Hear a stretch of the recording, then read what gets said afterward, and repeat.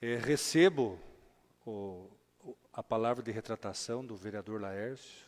Entendemos que no momento acalorado de discussão é possível, muitas vezes, a gente auferir palavras que não são adequadas para o momento, mas a sua colocação me trouxe possibilidade de, nesse discurso final, esclarecer muita coisa da política.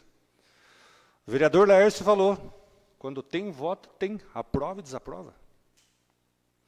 E de tanto que é o seguinte, naquele momento, daquele processo de cassação contra o Claudemir, se eu não consigo trabalhar juridicamente da maneira com que foi trabalhado, eu teria sido cassado.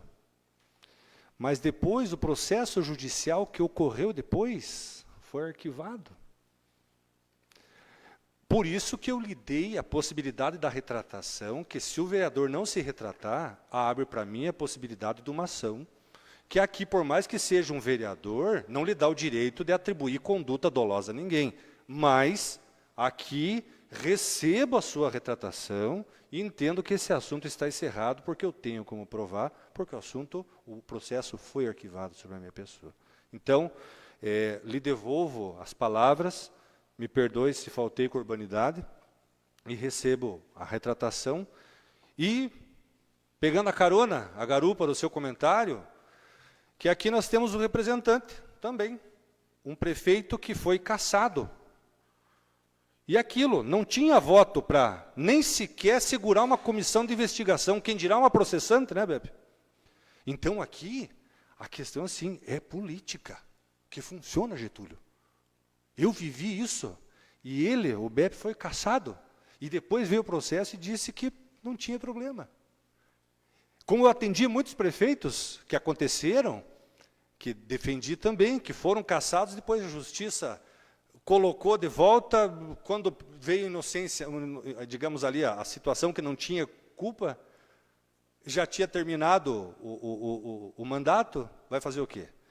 Então, aqui, lhe agradeço mais uma vez, vereador Laércio, a deferência, peço desculpas a todos aí, se porventura nos acaloramos, mas aqui hoje ficou evidente que a política dentro dessa casa prepondera, e com muito respeito, porque a vereadora Márcia me falou, quem está de um lado é de um lado, é assim que funciona. Então, eu dou todo o respeito a vocês, ao voto que vocês proferiram, porque é assim que funciona. Não estamos aqui para questionar.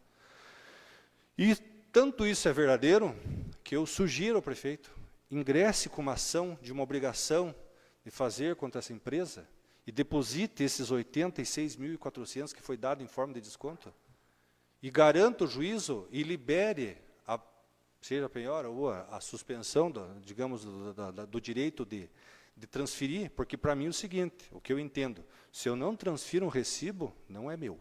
É isso que eu tenho a dizer para vocês. Tem a questão da posse, tem a questão da propriedade, existe o judiciário para discutir, mas o meu conceito é esse. Então, como sugestão, ficou bem claro o que é a política em Rebouças.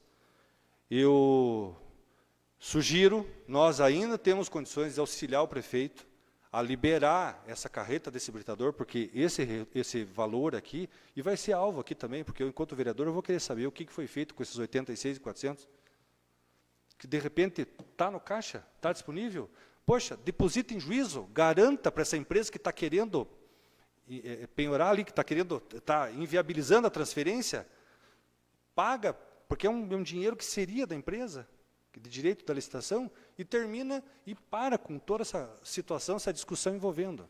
Então, eu acredito que o que nós vivemos hoje aqui foi uma demonstração de civilidade, porque por mais que alteremos os ânimos, retornamos ao nosso centro, enquanto pessoas, e como sugestão singela e humilde aqui, que essa condição desse hibridador, porque outras gestões venham e não tenham que resolver o problema, e não tenho que, nessa ação popular que está em curso, tenho que dar explicações que, de repente, hoje não foram esclarecidas.